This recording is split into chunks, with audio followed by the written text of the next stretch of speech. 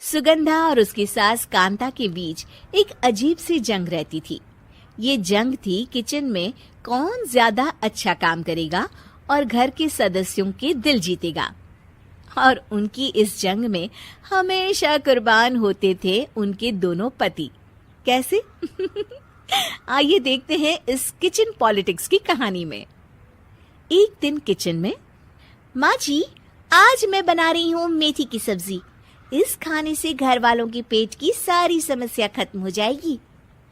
और मैं बना रही हूँ तड़के वाली छाछ, जिसे पीते ही गैस की समस्या कभी नहीं होगी। दोनों अपने अपने खाने को लेकर टेबल पर पहुंच जाती हैं। तभी सुगंधा के ससुर उसकी बनाई सब्जी की तारीफ कर देते हैं। अरे वाह, मेथी की सब्जी भी बनी है, बड़ी ही स्वादिष्ट है। वाह बहू वाह। अरे बहू, लेकिन इसमें इतनी सारी मेथी बर्बाद करने की क्या जरूरत थी? देखिए माँ जी, ये तो वो मेथी है जो आप रात में भिगोकर सुबह उसका पानी पीती हैं, और जो मेथी फेंक देती हैं उसी से मैंने ये सब्जी बनाई है। अरे वाह बहू, तुमने तो बड़ा ही समझदारी का काम किया। बस अब क्या था, कांता जी का तो मानो ये सुनकर खून ही सूख गया। वो फैसला कर लेती है कि किसी भी तरह वो अपने खाने की तारीफ लेकर ही रहेगी और सुगंधा को किचन में उसकी कमियां गिनाएगी। कांता फ्रिज खोलकर देख रही होती है और फिर सुगंधा से कहती है, अरे बहू, ये क्या, पूरा फ्रिज गंदा पड़ा है। तभी वहाँ सुगंधा का पति आ जाता है। वो सुगंधा को डांट कर कहता है, सुगंधा, तुम्हें कितनी बार कह रखा है कि वायरस फैल रहा है, साफ सफाई का पूरा ख्याल रखना है, लेकिन तुम किचन में इतनी गंदगी रखोगी तो कैसे चलेगा। सुगंधा सास की तरफ देखती है जहाँ वो मुस्कुरा रही होती है। सुगंधा समझ जाती है कि सास ने उससे बदला लेने के लिए ये सब किया है। दोनों रात के खाने की तैयारी में लग जाती हैं। दोनों ना एक दूसरे की तरफ देखती हैं और ना ही एक दूसरे से बातें करती हैं। रात को खाने की टेबल पर एक एक कर दोनों कई तरह के अलग अलग व्यंजन टेबल पर लगा देती हैं और अपने अपने पति के पास जाकर खड़ी हो जाती हैं।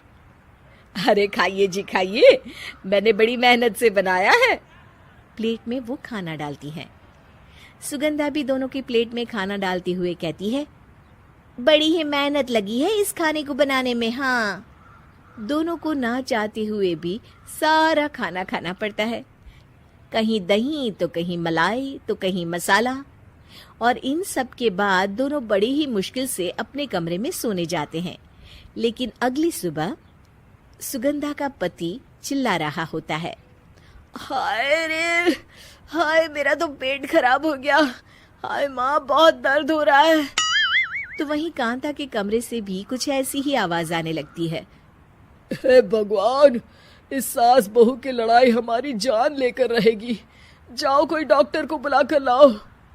डॉक्टर आते हैं। दोनों को देखकर कांता और सुगंधा से कहती हैं, देखिए, आप दोनों इन्हें खाने में हल्का ही दीजिएगा। हो सके तो रात का खाना जल्दी खाया करे और वॉक किया करे। इतना कहकर डॉक्टर वहां से चले जाते हैं। जिसके बाद एक बार फिर से दोनों बहुएं किचन में जाती हैं और खाना बनाने में लग जाती हैं। रात में खाने के टेबल पर दोनों एक बार फिर से खाना लगाने लगती है। पापा जी, मैंने ये पतली मूंग की दाल की खिचड़ी के साथ ये पापड़ और पुदीने की चटनी भी बनाई है। अरे बहू, अभी अभी बेचारे पेट की बीमारी से गुजरे हैं, इतना भारी खाना तो डॉक्टर ने भी मना किया है ना। देखिए, मैंने आप दोनों के लिए सूप बनाया है। और दोनों उन लोगों की प्लेट में खाना डालने लगती हैं। तभी दोनों एक साथ बोल पड़ते हैं, बस करो, हमें माफ करो, हमें नहीं खाना इस घर में, ना खिचड़ी और ना ही सूप। हम इंसान हैं, एक वक्त में एक ही खाना खा सकते हैं। बस करो, हमें माफ करो, हमें नहीं खाना इस घर में, ना खिचड़ी और ना ही सूप। हम इंसान हैं, एक वक्त में एक ही खाना खा सकते हैं। इतना कहकर वो दोनों वहां से चले जाते हैं। कहानी का अंत। आप लोग उम्मीद कर रहे होंगे कि अंत में सब ठीक हो जाएगा।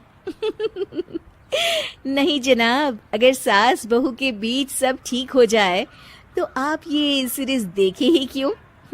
तो मजा लीजिए इस चैनल में सास बहू से जुड़ी कहानियों का, क्योंकि ये ऐसा रिश्ता है जिसकी मिठास उसकी खटास में हमेशा ज्यादा ही रहती है।